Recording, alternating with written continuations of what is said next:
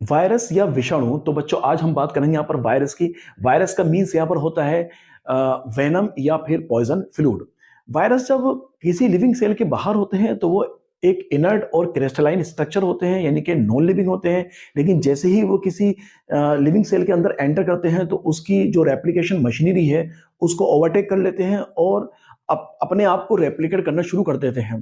ठीक है, ये वो कह सकते हैं कि हम यहाँ पर वायरस वहां पर लिविंग हो जाते हैं। तो इसलिए वायरस को लिविंग और नॉन लिविंग के बीच की जो है वो कड़ी कहा जाता है, लिंक कहा जाता है।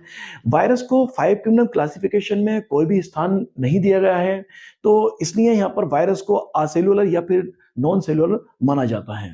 सबसे पहले डी इवानोवस्की ने 1892 में टोबैको प्लांट में टोबैको मोज़ेक डिजीज को उत्पन्न करने वाले जो पैथोजन था, जो माइक्रोब्स था, उसको अलग किया और उसको नाम दिया टीएमवी। टीएमवी मतलब टोबैको मोज़ेक वायरस। इन्होंने देखा कि ये जो माइक्रोब्स हैं ये बैक्टीरिया से छोटे पार्टिकल हैं और उन्होंने मतलब जो है ये भी बताया कि ये जो बैक्टीरियल प्रूफ जो फिल्टर होता है उसको भी ये पास कर देते हैं। इसके बाद एम.डब्ल्यू. बीजरनिक ने इन्फेक्टेड टोबैको प्लांट के एक्सट्रैक्ट को निकाला और उसको नाम दिया कॉन्टाजियम वाइवियम फ्लूइडम, यानी कि इन्फेक्शियस लिविंग फ्लूइड। इन्होंने कहा कि ये फ्लूइड जो होता है वो किसी भी हेल्दी प्लांट्स को इन्फेक्ट कर सकता है। और इन्होंने ये भी बताया कि जो वायरस है वो वायरस जो है हमेशा ऑब्लिगेट पैरासाइट होते हैं। ठीक है, और इन्होंने ही वायरस को नाम दिया वायरस। वायरस न्यूक्लियोप्रोटीन होते हैं, यानी कि ये प्रोटीन तथा न्यूक्लिक एसिड के बने होते हैं। जो प्रोटीन होता है इनका उसको हम कैप्सिड बोलते हैं और जो सब यूनिट से मिलकर बना होता है वो सब यूनिट को बोलते हैं हम यहाँ पर कैप्सोमियर। ठीक है, और जो यहाँ पर न्यूक्लिक एसिड होता है वो डीएनए या आरएनए होता है। तो वायरस में या तो डीएनए होगा या फिर आरएनए होगा, दोनों एक साथ नहीं हो सकते हैं।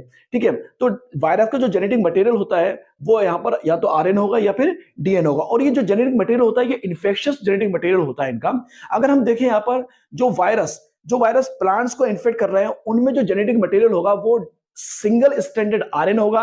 लेकिन वो वायरस जो एनिमल्स को इन्फेक्ट करते हैं उनमें जो जेनेटिक मटेरियल होगा वो सिंगल स्ट्रैंडेड आरएनए हो सकता है, डबल स्ट्रैंडेड आरएनए हो सकता है या फिर डबल स्ट्रैंडेड डीएनए हो सकता है। जैसे कि एक हमारा वायरस होता है जिसको हम बोलते हैं यहाँ पर बैक्टीरियोफाज वायरस। ठीक है, ये बैक्टीरियोफाज वायरस जो होता है ये बैक्टीरिया ईटर कहलाता है, बैक्टीरिया को खाता है, ये बैक्टीरिया को इन्फेक्ट करता है। ठीक है, अगर हम इसकी बात करें यहाँ पर तो इसका जो डीएनए होता है वो डबल स्ट्रैंडेड होता है। ठीक है, और अगर हम बात करें यहाँ पर इसका जो कैप्सिड होता है वो पॉलीहेड्रल शेप में होता है।